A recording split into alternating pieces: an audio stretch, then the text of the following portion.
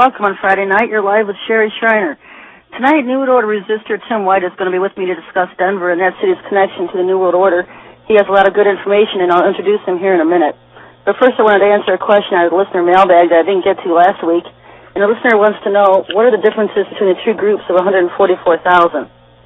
It has been prophesied and written that in the last days, the Lord will raise up an army of 144,000. This 144,000 will go throughout the earth preaching his salvation, persuading the peoples of the earth not to join the global economy by getting a marker chip in or on their right hand or forehand, or on their right hand or forehead, and disrupting the global political and/or religious systems that have by then been overtaken by Satan as the Antichrist. It is the Antichrist, leader of this one world government coming here on earth, that both the armies of 144,000 will go up against. Not a physical war, but a spiritual war. Not a war of weapons, but a supernatural war led by the two witnesses and the two groups of 144,000 who will defy the beast empire to bring a final message of salvation to the world's inhabitants. Most people don't realize there are two groups of 144,000. Most pastors today in churches lump the passages of the book of Revelation into one group. But the Bible describes a distinct two separate groups of 144,000 in Revelation chapters 7 and 14. The first group is mentioned in Revelation 14. In Revelation chapter 14 it says, "This is the first fruits group, and his name is written in their foreheads. They learn a new song that no one else can sing to him because it is a witness of who they are in Yahweh, and no one else is allowed to learn to sing the song to him. During the millennium, they follow the Lamb everywhere he goes, and they are distinguished as the first fruits unto Yahweh." From the codes, I've learned that they are also transporters, gliders, and gladiators in the last days. They are working as support to the second group, getting them where they need to be, fighting against the fallen angels, known as aliens here on earth during the time, and causing general mayhem and destruction to the beast agenda and kingdom on earth. These were redeemed from the earth during the first half of the tribulation period and sent back at the beginning of the Great Tribulation. Who makes up the first group of 144,000? In Revelation 14:4 it says, "They which were not defiled with women, for they are virgins. These are they which follow the Lamb whithersoever he goeth. These were redeemed from among men, being the first fruits, first ones taken unto God and to the Lamb." This army is a mixture of men and women. They are virgins in the fact they were undefiled by the world's religious Jezebel system and spiritual adulteries. Feminine terms are often used in relation to spiritual terms. They were not defiled with women, being religious whores and abominations. And it goes on in verse 5. Sherry? Yeah, Steve. Sherry, hold on just a second. Steve? Yeah. Count to 5. 5, 4, 3, 2, 1. Okay, thank you. Sorry, Sherry, your guest is up. Okay, we got to take care of. And for those wondering, there was some technical heart precision attacks in the show before mine, so the tech guys are just getting everything straightened out over there now. Anyway, I'll continue. In verse 5 of Revelation chapter 14, it says, "And in their mouth was found no guile." Guile means craft or deceit. "They are without fault before the throne of God." And the craft being mentioned here in Strong's is referring to witchcraft itself. How many ministries today are delving into witchcraft with their visions and angelic visitations? Many prophetic ministries or those who claim to have prophetic gifts are being deceived by the angel of light himself. These will not make the first group of 144,000. The craft will keep them out.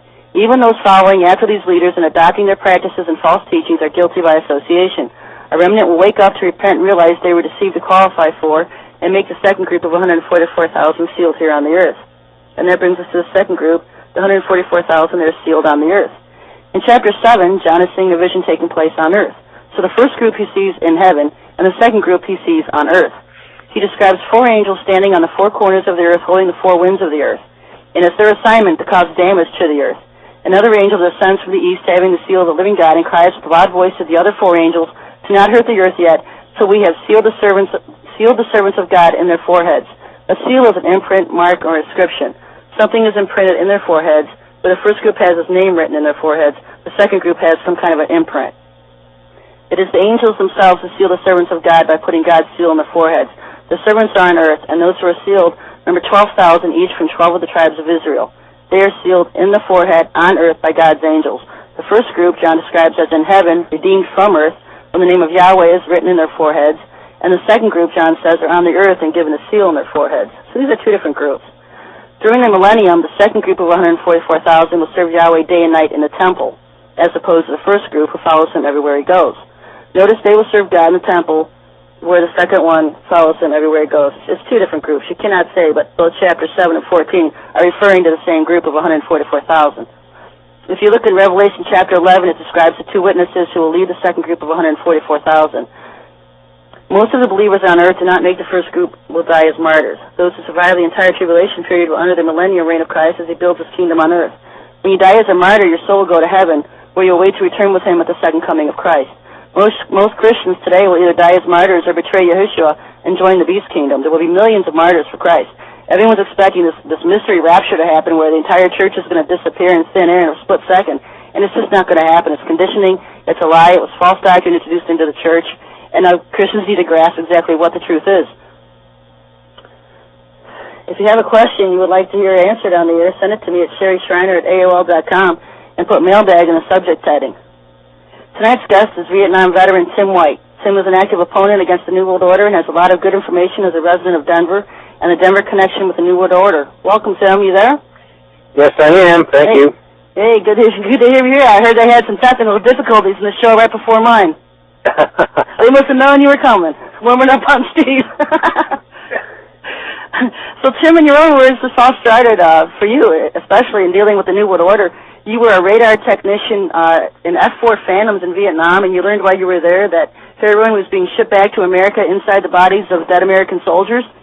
Yes, that was something that I and several of my friends had heard one evening from somebody that came through the barracks in the compound that I was living in at Da Nang, and we struck up a conversation, and we had